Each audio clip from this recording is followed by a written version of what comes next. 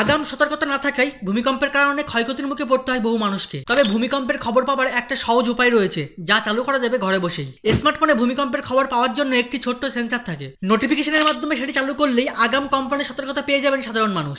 বর্তমানে আধুনিক টেকনোলজি দিয়ে তৈরি স্মার্টফোনে আগে থেকেই ফিট করা থাকে অ্যাক্সেলেরোমিটার। একটি সেন্ট্রাল সার্ভার থেকে সিগন্যাল পাঠানো হয় কম্পনের এলাকাগুলিতে। এর ফলে আগে থেকে সেখানকার বাসিন্দারা জানতে পারেন ভূমিকম্পের সতর্কতা সম্পর্কে। তবে এই নোটিফিকেশন চালু করতে বেশ কিছু স্টেপ রয়েছে, চলুন জেনে নিই। অ্যান্ড্রয়েড বা আইফোনে সেটিং অ্যাপ ওপেন করে সেফটি অ্যান্ড এমার্জেন্সি বিভাগে গিয়ে আর্থকুইক অ্যালার্ট অপশনটি চালু করে দিতে হবে। এই অপশনটি না থাকলে অ্যান্ড্রয়েডে প্লে স্টোর এবং অ্যাপেলে অ্যাপ স্টোর থেকে মাইশেক অ্যাপটি ডাউনলোড করতে হবে। 4.5 এর বেশি কম্পনের মাত্রা গেলেই এই অ্যাপটি সতর্ক করে দেবে ব্যবহারকারীদের।